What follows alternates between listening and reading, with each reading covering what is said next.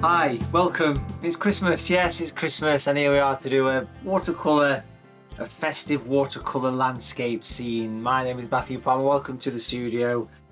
So I hope you sit back, grab a mulled wine and a coffee and a mince pie, or even a whiskey or something a bit stronger, because this is basically watching paint dry for the next however many minutes this is going to take. But I'm looking forward to this one. What I've got here is a sheet of watercolour paper stuck to a board, and it's a quarter imperial. That's the size of actual paper that I'm using here. So this is quarter imperial, and which is roughly 11 by 15 inch ish. It doesn't really matter. It's a not surface paper, and I've stuck it to a board. It's £140. That's bloody expensive. 300 gram. And it's just a nice surface to work on. I've got my palette here as well with all my colours in. So I've got my own range of paints. I'm sure some of you know that I've got my own range of colours. We've got these paints here. I don't know what colours I'm going to use because I'm painting this thing from scratch. It's going to be very much a spontaneous watercolour demonstration. All I know is it's going to have a bit of a snowy kind of theme to it. So should be a nice, enjoyable one to sit back and enjoy. We have the likes of natural grey here, which will be useful, natural violet. The skin tone light and dark, I'll probably be using those colours as well. So they're all available from here anyway. So if you like any of the bits we're using, then you can always get them from there. As far as brushes, I'm using these Super Point brushes. These are lovely things to work with. So I've got my own range of brushes, and these are Super Point brushes, really nice. Very nicely detailed brushes here, large, medium and small, so I'm going to be using those for a lot of this, as well as some tree brushes and all sorts of random things. You can smell the fear, can't you? Okay. It's also going to be a good idea to have some scrap paper. I've got some of these little sort of test sheets here, so I'm going to take one of these and use one of these to try some colours on. A bit of Saunders Waterford there, so I want to make use of that. The first thing I want to do here actually is put some masking tape across this sheet here. So we're going to go in, remove the stickiness from this masking tape, and I think a bit of a hillside would be quite nice, a bit of a footpath, that kind of thing. So probably just under halfway we're going to pop this on. We're going to angle this thing right down, give it a bit of a curve, and then we'll change direction. We'll sort of swing up here. We've got this curve, so we'll do a sky, trees, and then down here we can do some wintry landscape stuff, which would be quite nice to work on. So that is pretty much where we are. First thing I want to do is I want to wet the entire paper. So I've got this large Super Point brush, or a size 20 brush here. And basically, I'm just going to pop some water on this thing, all right? Nice and easy, nothing too exciting here, is there? 2 or 3 coats of water should be about right. This is my own brand of paper. It's a cotton paper, so it'll hold a lot of water, this paper. So I'm not concerned about throwing a lot of water on the page here. So probably 3 coats of water would be about right. Nice, dramatic, evening sort of sky, big trees over this side. I think that would work quite well on this one. It's always worth saying that these are demos, so it's a very quick, spontaneous kind of demo. So if you do want to work along, then obviously rewatch, rewind, etc., pause it and all that stuff. But if you do want to really, really, really work along, I've got a workshop coming up on Sunday. Quick plug. Sunday the 11th of December, we're going to be painting in a still life with a candle, holly and mistletoe by candlelight. So that is a workshop taking place. You can have a look at the details on this website here, or the www.watercolour.tv. But before that, there's quite a lot happening over on Facebook this week, so do keep an eye on Facebook, which we'll talk a little bit more about later on. So that's nicely covered. We're going to go straight to the palette. I've got the kitchen roll here, in case I start crying. Get quite emotional this time of year. I've got some light skin tone here. We'll take some of that. Beautiful. And we'll work the colour in. Not being afraid to throw the colour at the page here. This is skin tone light, because there's also a dark skin tone available as well. So we'll get that in there. A bit of a sort of peachy colour when it's diluted. The light is reflecting on this a little bit from the studio light, so just bear with it until it has a bit of time to dry. Nice clean brush at this point. Let's go for some natural violet. And I want this colour to be extremely heavy, so I'm going to use natural violet straight from the blob pretty much. I mean, that is a thick old colour there. Of course, if you haven't got these colours, then you can use your own variation. But a good, rich, vibrant violet is what I'm interested in here. Start to mix these colours together. Let that graduated wash just form in front of your eyes. Look at that, beautiful, really nice, clean, graduated sky straight away, straight in there. And yeah, I'm pleased with that one as far as the sky's concerned. But don't be afraid to be quite strong at the top. I think that's a good little tip, what I'd say to anybody there, especially on this one, because I want to go for some sort of high contrast around here. Just to add a little bit more detail to this, I'm going to use a slightly smaller brush, size 10 brush. Again, it's one of these super point brushes, which is just basically a very pointy tipped brush. Natural grey is the colour I'm using for my shadows. It's a blend of primary colour, so there's no black pigment in this one. So it's a nice crisp, strong grey. And it's lovely for shadows. Just want to get a few clouds in. Let's get a bit closer into this, actually. We can do that. So I am zooming in on this thing live. There's no editing of the zoom, if anyone's wondering. But yeah, I want to put some clouds in this. So I want to start to pretty much go straight away here. I have a little bit of a twist here. So literally I'm using the brush almost in a twist fashion. And rotate. Let the paint just disappear off to a little point. So I will work these in. I'm going to spend quite a bit of time on this sky, so do stick with this one because it will improve with age, like me. And Rod Stewart, according to my mum. Is that true? Has Rod Stewart improved with age? You let me know in the comments. No idea. You're waffling on again, like I say.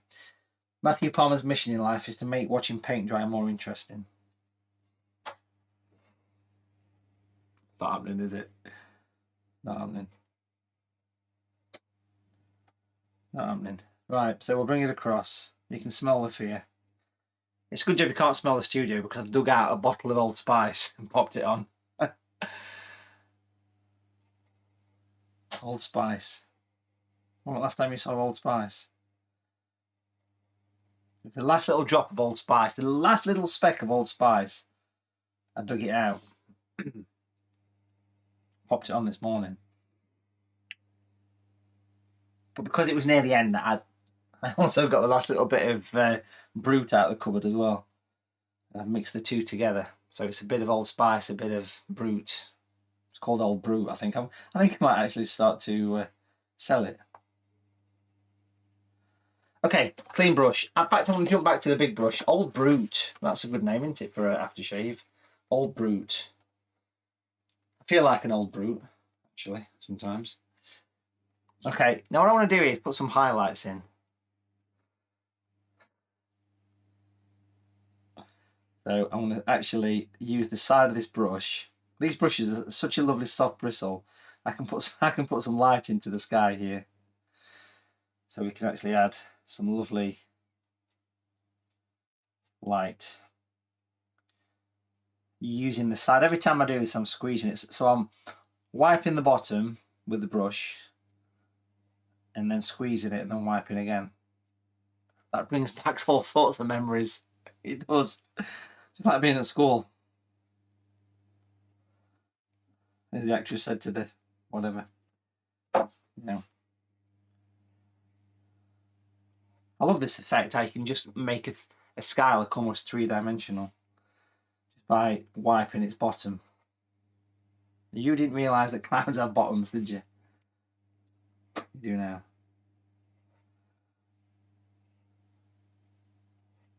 Can't go wrong with this, can you? Hey, look at that beautiful effect. Isn't that really effective? It's such a nice thing to do.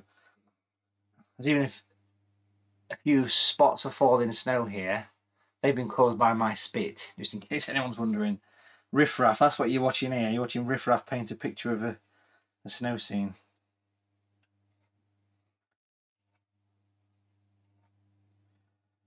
I love that effect. It's such a nice, cosy, underlit cloud. You know, the sun's gone down, the cloud's sneaking up. Really effective. What I want to do now is bring in some trees down here. And for this, I'm going to use this brush. Now, this is a tree and texture brush. This is an extra large one. There's different sizes of these brushes, and this particular one is also good for fancy dress parties. See? I'm thinking, have a smell of that.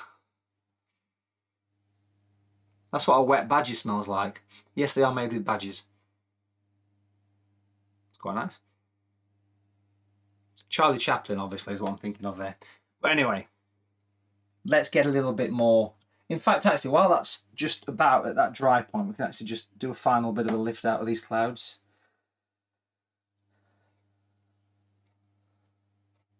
Nice effect that with the clouds. But it's got to be the right brush. Of course it's got to be the right brush. You need a Mr. Palmer Super Point brush. But what we're going to do now is use an extra large tree and texture brush and paint in some extra large trees. And we're going to be using these colours here. So I've got the I've got natural orange here. Late autumn, early winter. I'm going to stipple these in. Nice tall tree. We'll pop some snow on these. Let's get rid of that thing there. It's going to rattle too much. I'll hold it instead. There. There you go. So basically tapping in this colour. Now what's interesting is this orange. Steady boy, this board's got a life of its own. I'm going to have to put my hand on it. The studio lights cause a bit of chaos with the reflections on the wet paint. But it'll improve,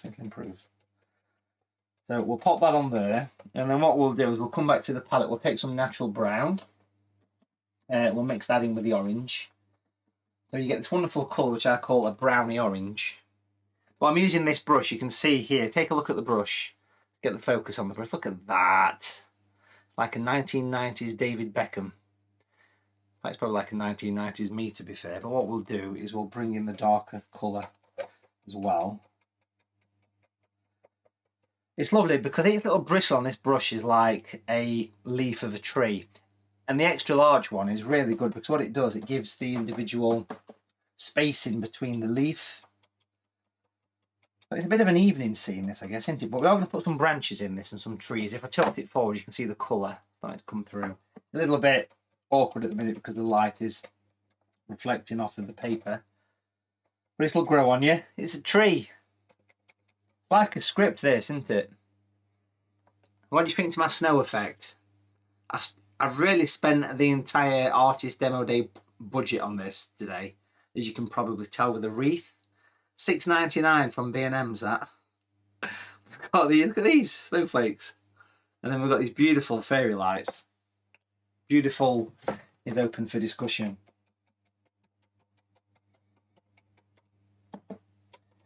And we are going to continue to add some of this colour here. It's lovely how you can just do individual taps of the brush to get individual leaf of the tree.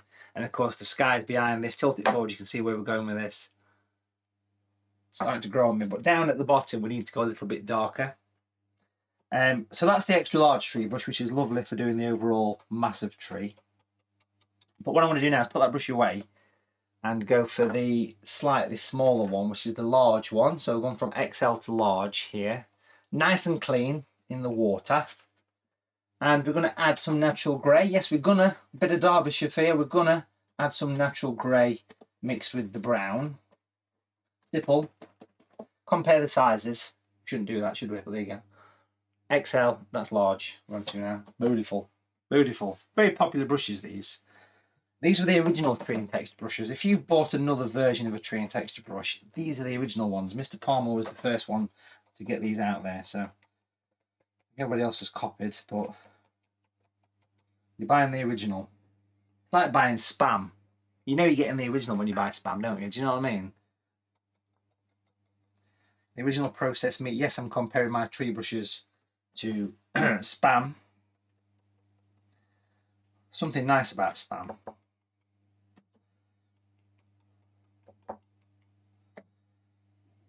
So a few more little taps of this brush, but this is just a smaller version of this brush here. A little bit of a stipple going on. Really quite dark, but the darker the better, because we're going to add some lovely branches into this to make it look all nice and texturized. Really dark in this corner here. Don't be afraid of the depth. The darker the grey down there, the better. Natural grey is such a lovely colour for shadows. It's essential. That's the undergrowth. Now what we'll do here is use something quite special, add some branches to this, because we've got a good blank canvas and we've got this thing which is actually a hotel key card from Lambada Hotels and Resorts. We're not sponsored by them. We're not sponsored. We're just kind of, you know, using it. Nice tall tree. So I want to go for this a little bit closer for you so you can see what we're doing here. Lots of pressure on the card here, and we're going to scrape and gradually lift off. There's a lot of paint on there. Look at that. Scrape it out. Beautiful. And then we'll do the same on this side as well. So we're talking a bit of a silver birch kind of tree. A little bit damp still up there, but we can keep doing this.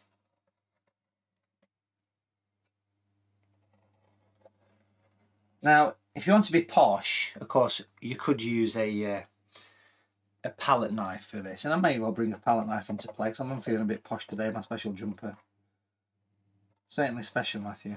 Bring it in. Look at that, it's really nice. It's got to be the right time to do this, you know. It's got to be the right sort of almost dry stage, and that is still quite wet. And what's interesting is the paint runs back in, so you're scraping the paint out with quite a lot of pressure, to be fair, and the paint runs back into it, you see, and what happens is it causes a lovely effect of almost like a shadow, really. So it's almost giving like a little bit of a shadow effect, not massively, but that little teeny weeny bit of shadow is actually quite nice in there, and it allows the paint to run back. Let's get a few more of these. See, that's just the right time to do that. If you've never tried this before, give it a go. It's quite addictive. And a good scratch. Some slimmer ones with sort of less pressure as I move across to this side here. Always reminds me of Sherwood Forest. I live relatively close to Sherwood Forest, only a few miles away, and there's quite a lot of silver birch trees. And in the winter, you're driving around and you see these wonderful white branches that just glow against the dark autumn winter foliage. At the minute, the foliage out there, certainly in this part of the world, is last autumn dregs, so you're still getting these browns and oranges around. It's not completely winterized yet, are they, the trees? So there's still quite a bit. I mean, obviously it depends where you are, what part of the world you are, but I'm from Derbyshire. I'm always a little bit slower in Derbyshire.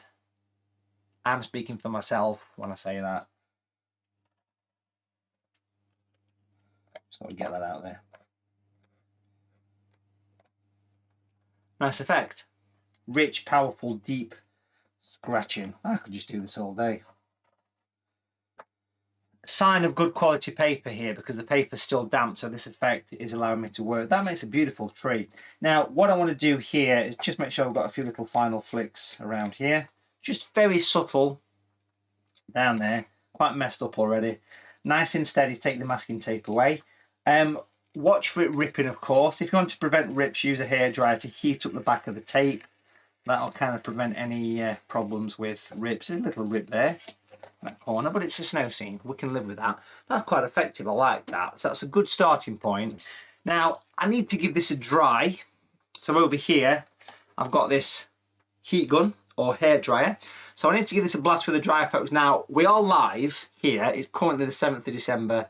About 25 past-ish, 12, something like that. So I can't sort of cut this bit out. So when I dry this off, the audio, the sound is going to go off, because what happens, this microphone here, it detects this as noise, so it's going to go quiet. So what I thought I'd do is I'd take this opportunity to tell you some of my favourite Christmas cracker jokes. I hope you can lip read.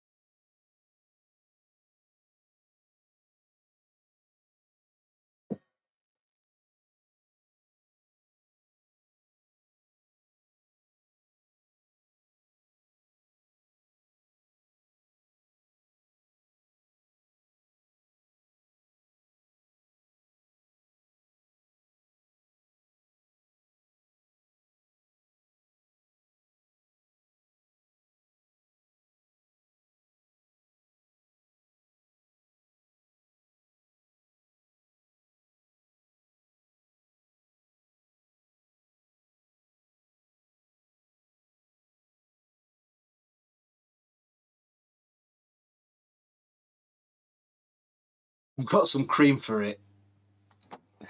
There you go. That's my two favourite Christmas cracker jokes of all time. And here is this beautiful wintry scene. Yeah? So far. I love that.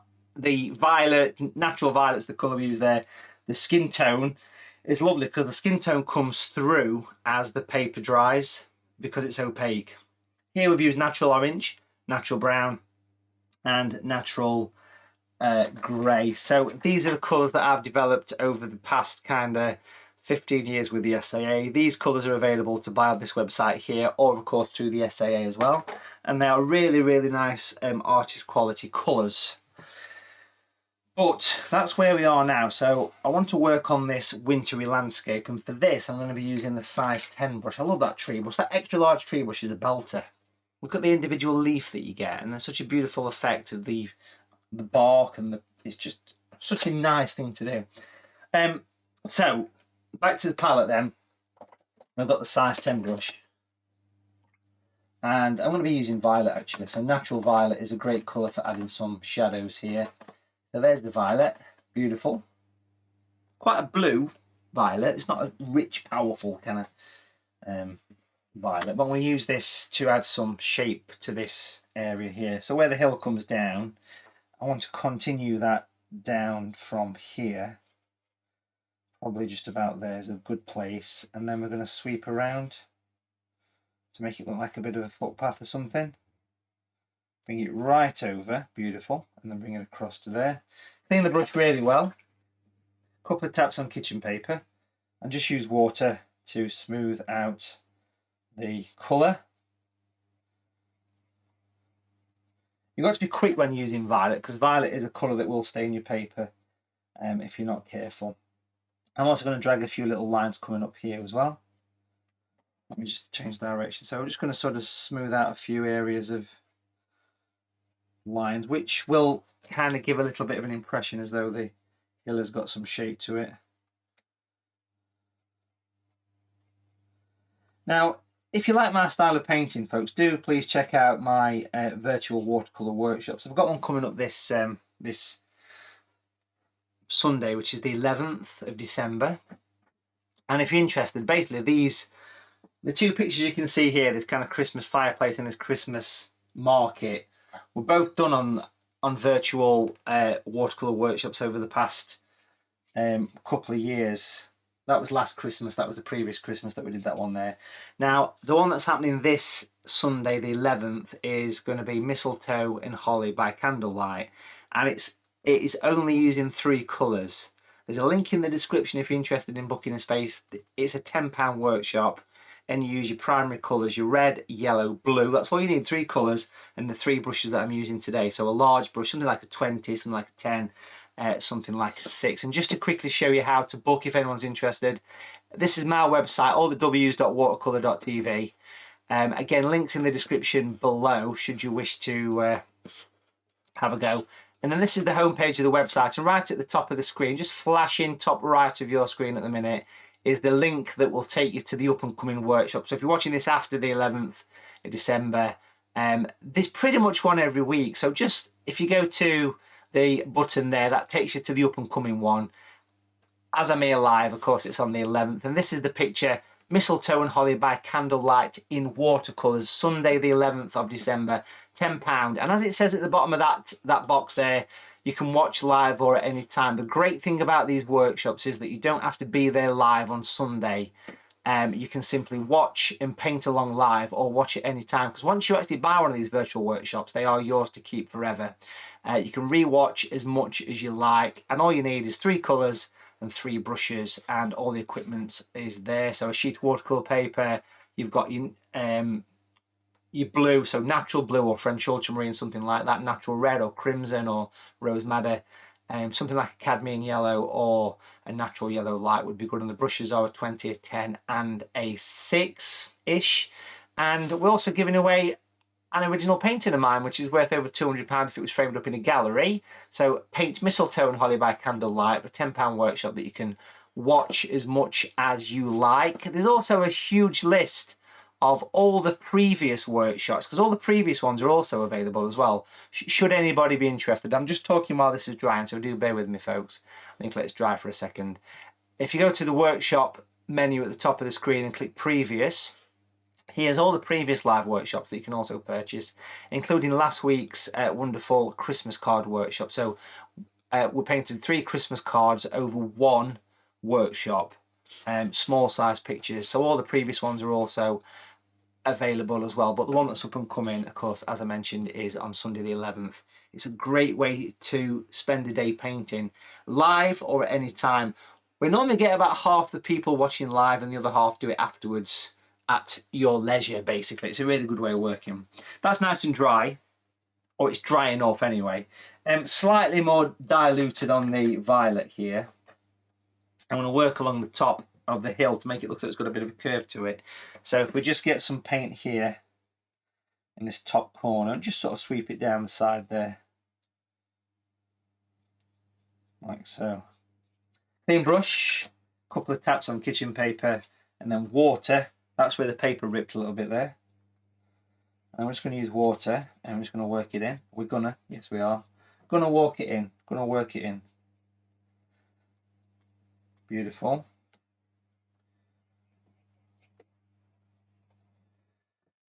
So just move it all into your painting. I'm going to add a little bit of extra time working in these areas as well here. So adding a few extra shadows into this to make it look like a real snowy area. And you can see why I like to use this violet. It's such a nice colour to work with, natural violet. Clean brush, a couple of taps, and just really smooth it into your paper. Now obviously I'm working in a pretty quick pace here because it is a demo, but if you was doing a workshop like the one I've mentioned that's coming up on Sunday, it's not this speed. It's very much giving you time. I'm sure there's some people here that take part in those workshops. So a few questions have come through in the chat just while it's drying up, just to answer some of your questions. But so far we're looking good and we're ready for some detail, so do stick with us, folks. The best bit is yet to come. A few questions that have come through on the chat. So we've got what is a good alternative to the skin tone? So here we've got skin tone light and dark in the palette. There's the dark, there's the light. So because these are quite sort of unique colours, and because they're opaque, it's difficult to replicate them exactly. However, you could use primary colours to mix a light skin tone. If you mix up a yellow, a bright yellow with red, that'll give you a peachy orange. The tiniest little dot of blue, tiniest dot of blue would work okay. That would be fine. The paper, a question that's come through about the paper. Yes, it's my own brand of paper. It's simply called Matthew Palmer Watercolour paper. Check it out here on this website. It's 100% cotton. It's made by Clairefontaine. Beautiful paper, really nice paper. And it will always be nice and flat. And because it's cotton, it's like a cotton shirt. It soaks up the moisture, basically. It's a lovely stuff to work on. You will really enjoy using it. This snow's not letting up, is it? Look at that, isn't that nice? We've got a lovely bit of shape coming through. I'm going to put some shadows and things on this, but really I want to be giving this a bit of a dry in a second, but we're not quite at that stage yet, but we're getting towards that stage where we're going to give it a bit of a dry. So I'm just going to pop a little bit of a shadow over here as well to make a little bit of an indentation on this corner. So I'll just pop that in there. Clean brush. This is just natural violet. Again, if you've not got something like natural violet, you could mix blue with a bit of red. It wouldn't be as vibrant as this, but it would work. It'd be okay. So pretty much everything that we talk about can be done with primary colours. I'll just pop a little bit there as well, just to give a bit of interest to that edge. So you can see you've got that nice kind of footpath area. I just want to bring in a little bit of grey into the violet at this point, so slightly darkening the shadow, just a little bit here, just a touch. So I've introduced natural grey. It's well worth picking up the grey. It's a lovely one to use. A little bit of darkness just in these little V shapes would really, really give extra contrast here. Not a massive amount, but a little bit. Clean brush. And then just use water to smooth it.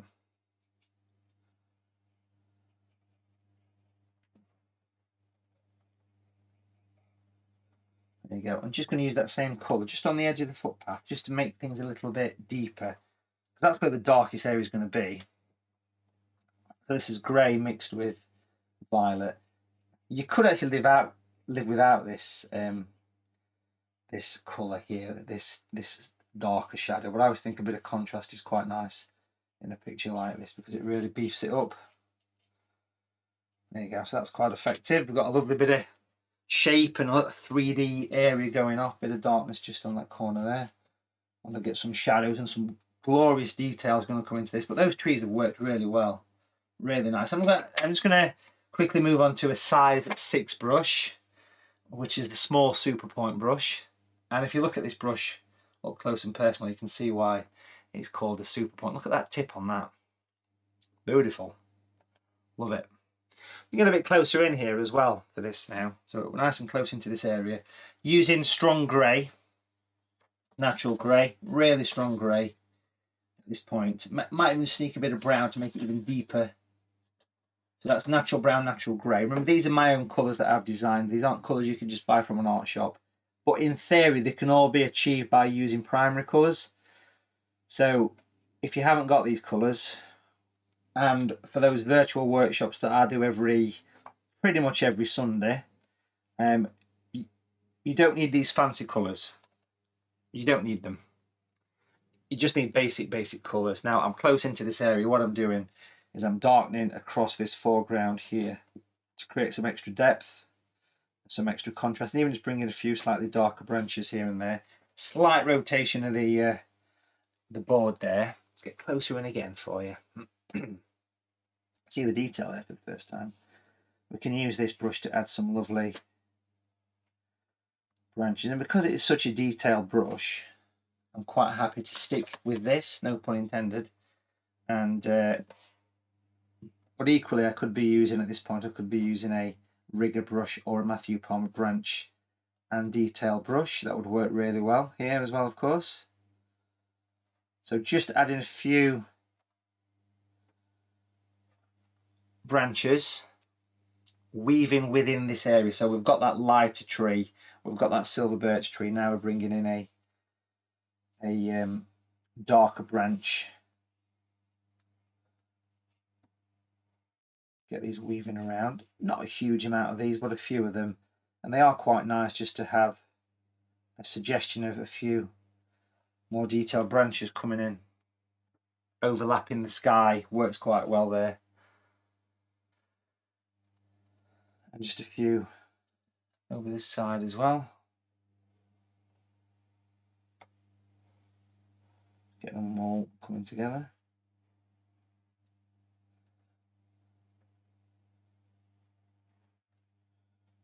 So a nice walk in the snow.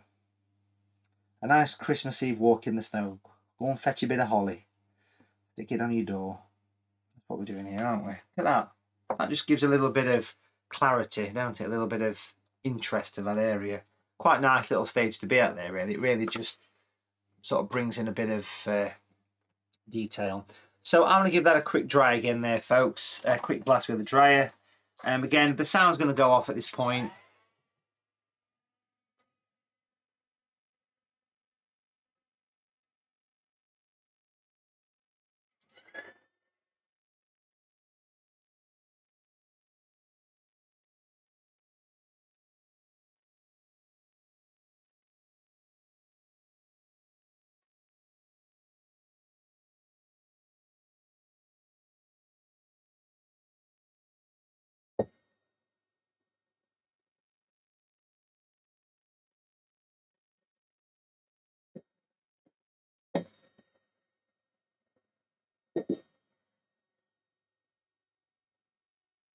Well, if that wasn't watching paint dry, I don't know what is.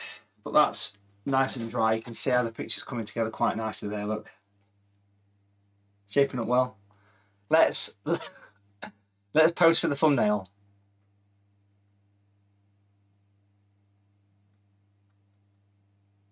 Got it. Okay. Sorry. You've got to do that. You've got to do it. It's essential. Let's start to bring some detail into this thing now. It's just taking a nice bit of shape. Hope you're enjoying watching paint dry today, folks. I am. What I'm going to be using now is using the smallest of the tree and texture brushes, which has got a very interesting name compared to the other ones. We have the extra large tree and texture brush, we have the medium one, we have the large one. Now we've got this one, which is called the small one. And I'm going to be using the brown and the grey together to make a grey brown. Got the kitchen paper here, lots of kitchen paper. Just going to tap away that excess, beautiful. And then we need a bit of dry brush, and we'll get closer into this. Stick the camera there. And we want dry brush here, which is basically removing some of the excess. It's as simple as that, really. Nice and dark on the edge here. Just going to lightly skim the surface of the paper. Drag the paint along this edge. So I'm basically adding quite a bit of darkness, quite a bit of strength in colour here, but all the time tapping off the excess on a bit of kitchen paper first is quite important when you do this. It sort of works almost by skimming the edge of the paper, and it makes a lovely texture to it. I can also do a little bit of this just on some of these mounds. I want to do a little bit more with these mounds. We'll get to that. Mounds. We'll add a bit more texture to them later, but at this stage, just very gently utilising the texture of the paper here to add a bit of earth that's coming through the snow. A little bit that's poking through.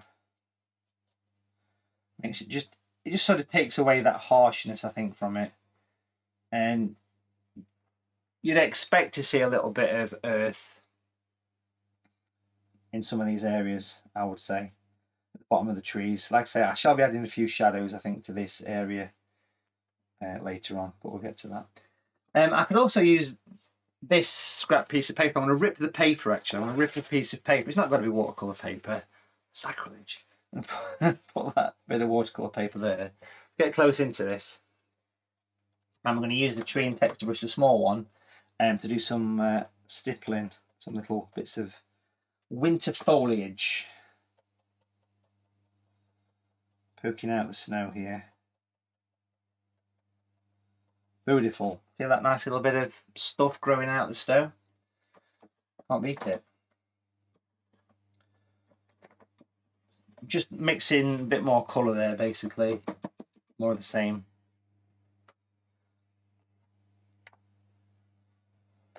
A little bit down here.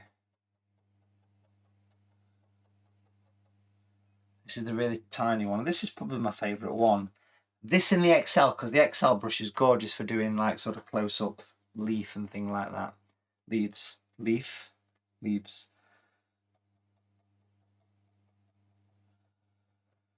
Beautiful. Let's get a little bit up here as well, actually. Just make sure there's nothing on the back of the card before you move on to your next piece.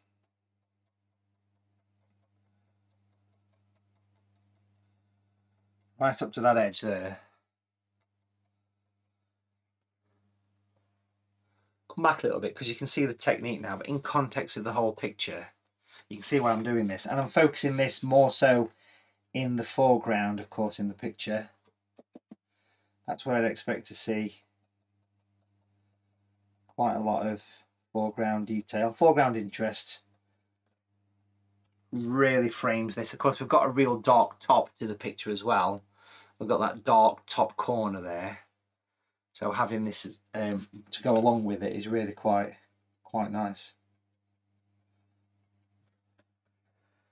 Quite addictive doing this sort of thing because it's not too painful to do, and having this little piece of paper really gives you a natural looking edge. Just a ripped piece of paper basically. Lovely. Now if you're new to watercolour painting, again, do check out those workshops. Again, there's the one coming up on the 11th. We've got, I'm just looking actually while I'm talking to you, there's probably about a dozen spaces, maybe about 15 spaces left. So if you want to book in, again, the link is in the description for that workshop that's coming up on Sunday, the 11th. Mistletoe and Holly by Candlelight. Just using primary colours and 3 brushes and a bit of paper, and you'll produce a wonderful watercolour picture with lovely step-by-step tuition, really broken down. I've taught almost 150 of those workshops since the lockdown time, and they've been very popular, and they still are very popular to this moment. So they've kind of become the new normal for a lot of people. And for £10, I mean, you can't even get a gallon of fuel for that in this modern world, can you? So certainly not here anyway. So certainly worth the energy. Now let me grab a size 6 brush here with the same colour, the same browny grey. But I want to just tap it on tissue so it's a bit dry, even get my finger in the bristles. Can you see? Get the bristle a bit splayed. Close into this, I think, now. Just want to add a little bit more of a natural looking edge. I'm going to put some shadows on these, but I just want to refine things a little bit here. Just sort of take the harsh contrast off if I need to take any contrast off of these edges. It just softens them in a little bit. And the same at the base of these trees as well here. And really darken that area, and even do some little sort of marks in the road where people have been walking, or maybe some, you know, some little sort of tire tracks, that kind of thing here. Just sweeping around, little curve to your brush, and you get that impression of where the tractor has been around the country lane kind of thing.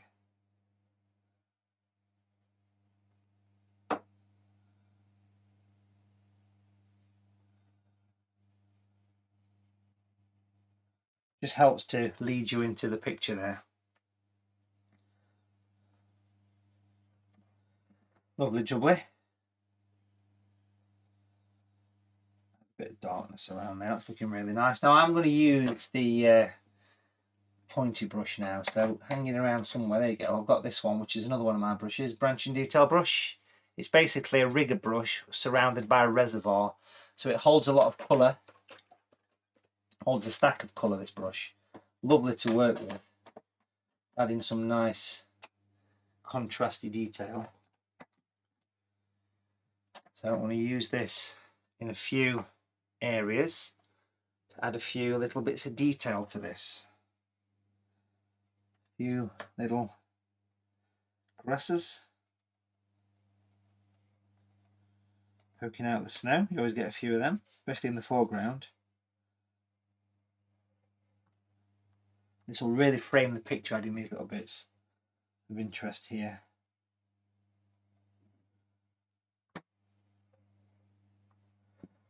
Looking forward to getting some final shadows on this and some sparkle, because we need a bit of sparkle in this picture. So stick around for some sparkle and some snow on the trees.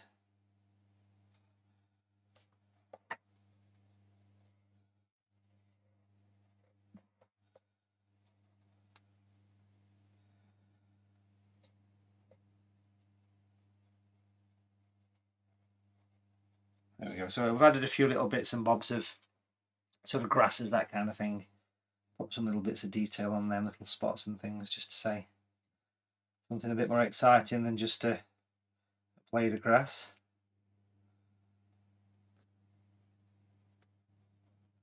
Which is quite nice. And then I'll pop some bearded choughs in the sky.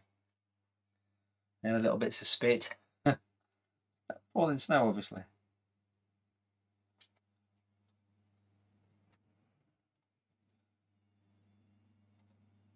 A couple of birds, brings a bit of life to it. And to make that really stand up, let's put a little shadow on that grass. Yeah, but where's your light coming from? Says Albert. Well, I kind of looking at these trees here, I kind of get the impression that the light's coming this way because of the darkness that we've got here. You never know until you scrape it with the card on that particular effect. So that's quite easy, because using a bit of violet, we can add some lovely shadows to these grasses to make them really stand up in your picture. Can you see how it just lifts them up, the grasses? Over here as well, in this corner. That's just using violet for that. Put a bit just in the tyre tracks.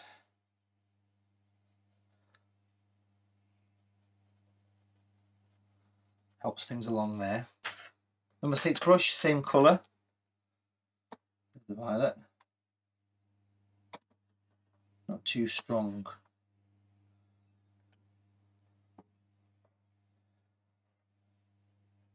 Get a few little cast shadows coming at the back there. You can't really see much in the way of them, but if you wanted to really be dangerous here, you could get a few shadows of trees just casting over the top of there as though the light is bouncing off it.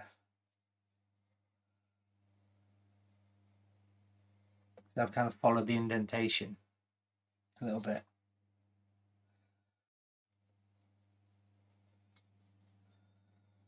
Not essential that we did that, but I think it's just a nice little thing to add.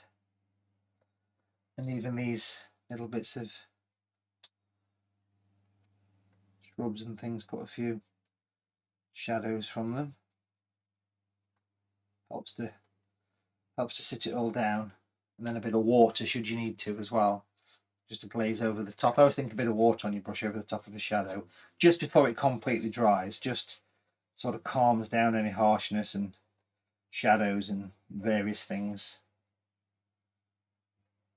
Just helps to attach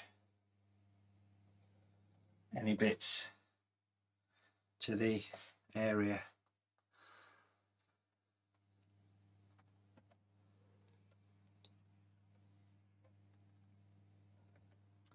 Now here I've got some white paint. This is natural white. This is my own colour. It's my own brand of white. It's a really liquid white, but it's lovely to use. So I want to pop a little bit of this, if there's a bit left in that tube, that is, on there, just to get a little bit of white. I feel like it wants a little bit of white in this picture. So I want to use just a tiny bit of water. That's the difference with this. It is proper watercolour, so it can be diluted and washed away, but even diluted it's still opaque. So it doesn't need much water, this white. It's quite a special colour. Put a lot of time into the production of this white, but there you go. To make sure we really had a good looking white paint.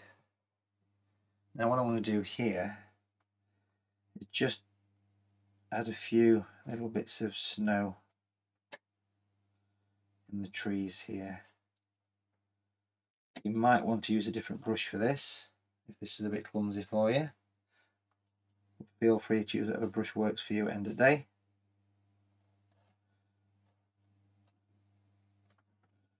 And even just little bits that have gathered up against the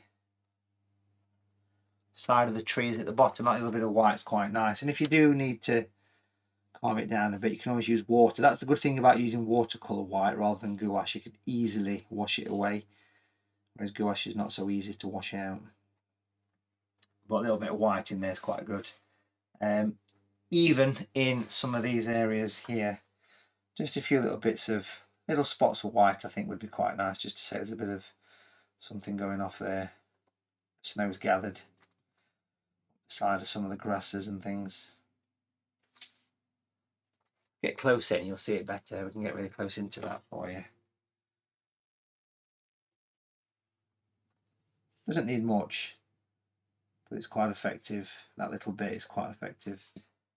As daft as it seems, even on these tyre tracks, if I was to do a little horizontal and a drop down with some white, you'll be surprised what a difference it actually makes. Just helps to give a bit of a track going through the snow.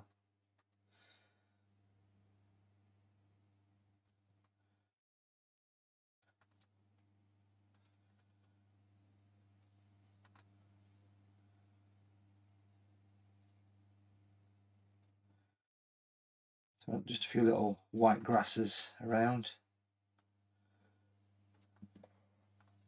A little bit of snow gathered at the base of the trees there. Because you've got a lovely dark area there, so I mean, why not make use of it and do a little, even a little snowy covered fence or something, or a gate. That'd be quite effective there. Helps to give a bit of scale, you see.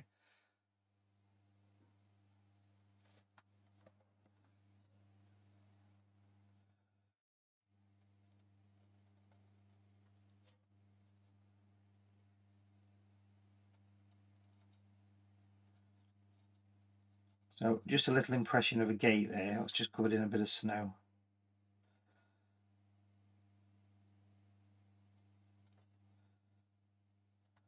Just helps to give a bit of detail, don't it? And that's just using that white paint.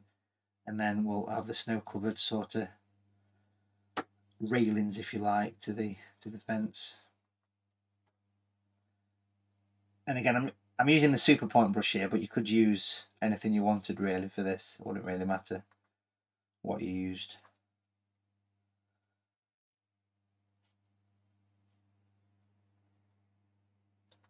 But that, to me, it just gives a bit of scale to the picture, and it just helps to bring the picture into scale. Something like that, or you know, a little signpost or something saying public footpath. It's quite a nice thing to do because it does help to give a bit of detail to your picture.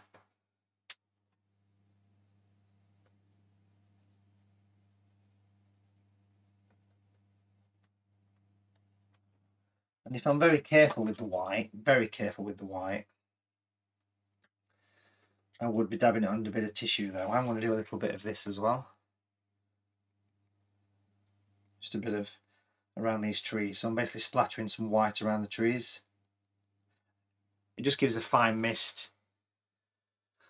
So basically that around the trees. I mean, it does literally go everywhere. It's going over my computer screen here. It's going over me. Won't be the first time. And it's going over the whole picture as well. If a little bit goes in the sky, does it matter? Bit of snow maybe down here. Quite effective. Over the trackway. Makes for quite a nice little area, but I am concentrating the energy there. If you get close in, you can see that.